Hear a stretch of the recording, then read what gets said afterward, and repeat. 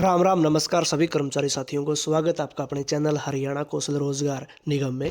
तो सभी साथियों के लिए एक अपडेट है साथियों, जॉब सुरक्षा एसओपी को लेकर। और उसके बाद साथियों, आप थंबनेल के ऊपर देख रहे हैं कि बीएमएस करेगा 18 मार्च को प्रदर्शन। एसओपी में देरी का कारण क्या है, आखिर कब होगी जारी एसओपी? जी हाँ, बिल्कुल। एक साथियों बीच में आपको बात बताता हूँ, बीएमएस 18 मार्च को जो प्रदर्शन करेगा, बहुत सारे चैनलों ने इसके ऊपर वीडियो बनाई है, तो प्रॉपर जानकारी नहीं है कि वो 18 मार्च को जो प्रदर्शन करेगा वो किस मैटर के ऊपर है। तो आपको वो भी जानकारी देंगे साथियों इसी वीडियो के अंदर। तो आशा करता हूँ सभी साथी एक एक पॉइंट को ज़रूर सुनेंगे और लास्ट में आपको सारी की सारी जानकारी आपको दे दूंगा एसओपी के बारे में। तो सभी साथी वीडियो को पूरा सुने और शेयर ज़रूर कर दें। और मैं मानता हूँ साथियों, शायद ही आप लोगों को विश्वास हो इन बातों पर, क्योंकि बातें कुछ ऐसी हो चुकी हैं कि तारीख बार बार तारीख रखी जा रही है एसओपी को लेकर, और उन तारीखों के ऊपर सरकार एसओपी जारी कर नहीं रही है। लेकिन इसके अंदर मैं आपको बता देता हूँ कि इसमें न तो गलती सरकार की, न गलती भारतीय मजदूर संघ की। जी हाँ साथियों, भारतीय मजदूर संघ की जब बैठक हुई थी 1 तारीख को, 1 मार्च को हुई थी, हरियाणा सरकार के साथ हुई थी, उसके अंदर सारी की सारी बातें सामने निकल कर आ गई थी, निखार आ गया था सारी बातों पर। लेकिन कुछ एसओपी के बारे में साथियों बात है, स्टैंडर्ड ऑपरेटिंग प्रोसीजर। जी हाँ साथियों, उसके अंदर क्या है, आपके सारे के सारे नियम जो कर्मचारियों के ऊपर 58 साल की सर्विस तक और आज से लेकर सर्विस खत्म होने तक जो नियम लागू होंगे आपके ऊपर, वो सारे नियम उसके अंदर एसओपी के अंदर जारी होते हैं साथियों। और हरियाणा सरकार ने 5 अधिकारियों के साथ जो मतलब कमेटी बनाई गई थी आईएएस लॉबी की, उसमें जो एसओपी के नियम तैयार कर लिए गए थे जॉब सुरक्षा के, तो उस नियमों के बेस पर 1 मार्च को बैठक भी हुई थी भारतीय मजदूर संघ की, और उसमें विभिन्न मुद्दे और भी थे। लेकिन बात है मेन एसओपी। एसओपी के अंदर कुछ नियम ऐसे थे साथियों जिनके अंदर बदलाव करवाया गया है साथियों। और जो 12 तारीख रखी गई थी 12 मार्च को एसओपी जारी होने वाली, वो भी बिल्कुल ओके थी। वो डेट 12 तारीख को हो जाती, 12 से पहले ही एसओपी जारी हो जाती है आपकी। लेकिन कुछ कारणों के कुछ थे कारण ऐसे जिनके कारण वो एसओपी जारी नहीं हो पाई थी, और उसके अंदर सभी कर्मचारियों की ही भलाई है जो आपकी एसओपी जारी नहीं हो पाई साथियों। क्योंकि 5-7 नियम कुछ ऐसे थे जो अमेंडमेंट करवाने के ज़रूरी थे, उनके अंदर अमेंडमेंट होनी बहुत ज़रूरी थी साथियों। क्योंकि उसमें बेनिफिट ही आपका है, सारे कच्चे कर्मचारियों का है, 1,20,000 कर्मचारियों का है, टेक्निकल टीचर का है, गेस्ट टीचर का है। तो साथियों, इतने सारे कर्मचारी जब इतने टाइम से इंतज़ार कर रहे हैं, तो थोड़ा सा और इंतज़ार, जी हाँ थोड़ा सा और इंतज़ार, ज़्यादा नहीं, 1 या 2 दिन का इंतज़ार, सिर्फ 1 या 2 दिन का इंतज़ार करना है आपको एसओपी में। और उस एसओपी में जो पॉइंटों में थोड़ी सी इशू था, थोड़ी प्रॉब्लम थी, अब उनको दूर करवा लिया गया साथियों।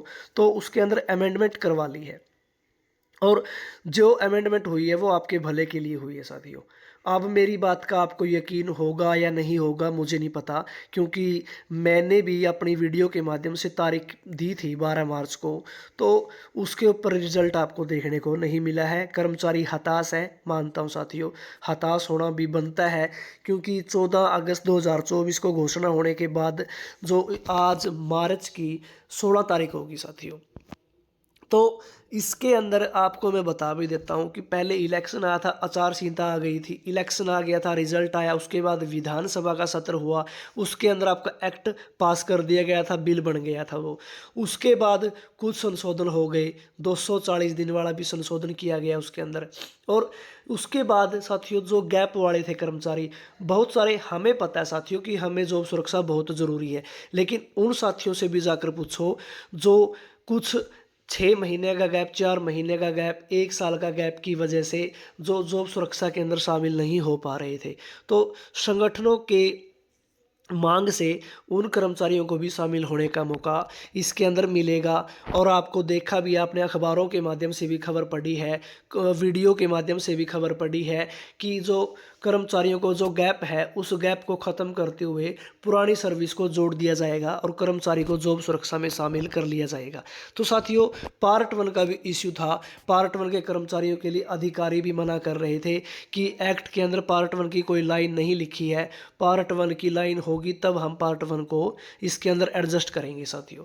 तो उसकी एसओपी में वो भी नियम बनाया गया साथियों, पार्ट 1 के कर्मचारी भी उसके अंदर ऐड होंगे।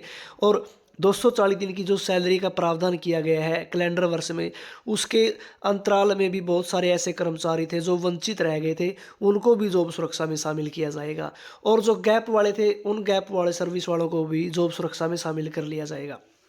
तो सभी कर्मचारियों की जो समस्याएं थी, जो डर था, वो कर्मचारियों का डर अब खत्म हो जाएगा, क्योंकि एसओपी में आपकी सारी की सारी बातें लिखी हुई हैं। जो 240 दिन वाली बात है वो भी है, गैप वाली भी बात है साथियों। तो सारी की सारी जानकारी उसके अंदर आपकी निकल के आ जाएगी और ज़्यादा समय नहीं है, 1-2 दिन का समय है आपका एसओपी जारी होने में। एसओपी जारी हो जाएगी और कल जो सोमवार है बजट का दिन है, कल मुख्यमंत्री बजट पेश करेंगे, उस बजट में भी आपका बहुत सारा काम निकल के आ जाएगा साथियों। तो आपकी मार्च की सैलरी तो नहीं बनेगी, अप्रैल की सैलरी आपकी इसके अंदर बन जाएगी साथियों। तो बात आती है बीएमएस करेगा 18 मार्च को प्रदर्शन। तो साथियों, इसके बारे में भी आपको विस्तार से जानकारी देंगे। जो बीएमएस प्रदर्शन करेगा, वीडियो के साथ बने रहेंगे साथियों, एक एक पॉइंट बताऊंगा आपको और आपका काम है वीडियो को शेयर करना और कमेंट बॉक्स में आपकी राय है, मुझे राय जरूर दे साथियों। और जिसको लगता है कि मैं नेगेटिव बता रहा हूँ तो आप लिख देना, कोई दिक्कत नहीं है भाई। जिसको लगता है कि जानकारी सही है वो भी बता देना साथियों। अपने दिल की बात जरूर लिखना, दिल में मत रखना साथियों। तो अब दिखा देते हैं बीएमएस करेगा जो 18 मार्च को प्रदर्शन है, पूरे भारतवर्ष में है ये प्रदर्शन। तो दिखा देते हैं आपको पूरी की पूरी जानकारी। भारतीय मजदूर संघ ने 18 मार्च को देशव्यापी विरोध प्रदर्शन की घोषणा कर दी है। ईपीएस 95 को महंगाई भत्ता से जोड़े, न्यूनतम पेंशन 5,000 रुपये मिले भाई। जी हाँ, ये है ईपीएफओ के लिए साथियों। इन्होंने पहले भी, भारतीय मजदूर संघ ने पहले भी मांग रखी थी, जब केंद्र सरकार में निर्मला सीतारमण जी ने बजट पेश किया था, उससे पहले भी उन्होंने मांग रखी थी कि कर्मचारियों की न्यूनतम पेंशन को 5,000 रुपये किया जाए। तो आप देख लीजिए, भारतीय मजदूर संघ ने ईपीएस 95 योजना के तहत न्यूनतम पेंशन 5,000 रुपये करने की मांग को लेकर 18 मार्च को देश भर में विरोध प्रदर्शन करने का ऐलान किया है।